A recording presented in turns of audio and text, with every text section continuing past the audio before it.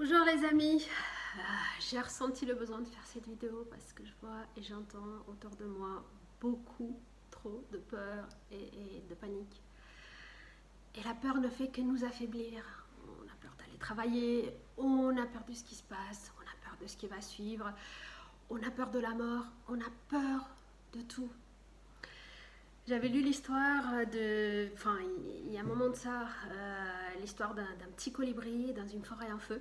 Et puis le petit colibri allait faire des allers-retours entre la rivière et la forêt. Il prenait de l'eau dans son petit bec et il le reversait sur les flammes. Et puis quand les autres animaux affolés lui ont dit que ça n'avait aucun intérêt, il a répondu qu'il faisait sa part de travail.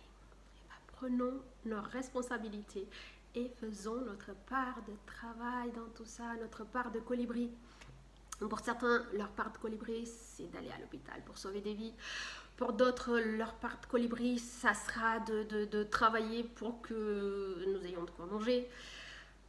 Pour certains, pour qui le télétravail n'est pas possible, c'est de faire tourner l'économie parce que la crise économique qui risque de suivre après tout ça pourrait être encore plus dramatique que la crise sanitaire que nous sommes en train de vivre.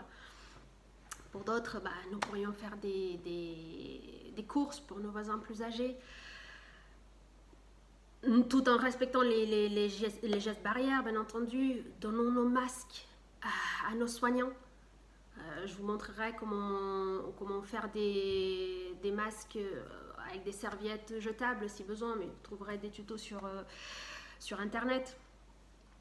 Pour d'autres, leur part de colibri, c'est peut-être juste de rester chez soi pour ne pas propager le virus encore plus.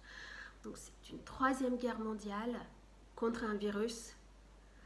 Allons au travail, non pas avec la boule au ventre, mais allons comme des guerriers, en étant fiers, tout en sachant ce que nous apportons aux autres en étant à leur service. C'est certainement plus facile pour ceux d'entre nous qui sommes croyants, parce que nous savons qu'il y a une vie après la vie, et que tout n'est pas fini, quoi qu'il en soit. Nos prêtres, nos rabbins, nos pasteurs, nos imams, ils sont à notre écoute par téléphone, par mail, par vidéoconférence pour certains. Il y a des groupes de prière qui se forment, rejoignez-les, ou des groupes de méditation, parce que la prière, la méditation collective a un pouvoir énorme pour élever les vibrations, parce que la peur ne fait que nous affaiblir en baissant nos vibrations. Donc peut-être qu'au final, ce virus, il est là juste pour nous ramener à nous réveiller, nous ramener à l'essentiel. Qui sait? Et puis, pour les chrétiens, n'oublions pas que nous sommes en période de carême, avec tout ce que ça comprend. Mais aussi, pour ceux d'entre nous qui ne sont pas croyants, qui sont athées, qui sont agnostiques, c'est pas bien plus compliqué non plus. Il suffit d'échanger notre peur et notre panique contre de l'amour et de la gratitude. J'avais lu il y a une vingtaine d'années l'histoire de Pollyanna, une histoire que j'adore, écrite par Eleanor Porter. Donc, certains d'entre vous la connaissez certainement déjà. Et c'est l'histoire d'une petite fille de pasteur missionnaire qui avait demandé une poupée. Et puis au final, dans le colis de missionnaire, elle n'a reçu que des béquilles. Et puis à ce moment-là, elle a commencé à jouer au jeu du bonheur. Donc c'est un jeu qui consiste à trouver des raisons de réjouissance, peu importe les circonstances. Qui est une raison de se réjouir parce qu'on a reçu des béquilles, alors qu'on veut une poupée. Et elle a trouvé une raison de se réjouir parce qu'elle n'avait pas besoin de ces béquilles. Donc je suis certaine que tous, que nous sommes dans les circonstances actuelles, même les plus malheureux d'entre nous, allons trouver des raisons pour être reconnaissants pour ce que nous avons.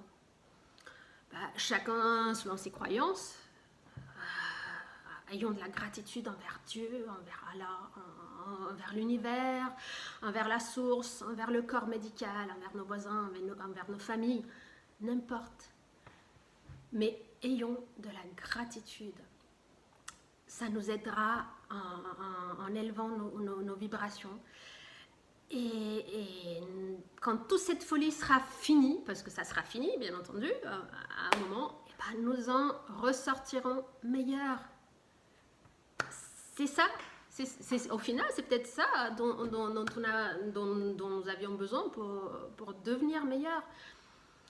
Pour arrêter de penser qu'à nous, peut-être commencer à penser un petit peu à notre âme, à notre corps aussi, à notre planète.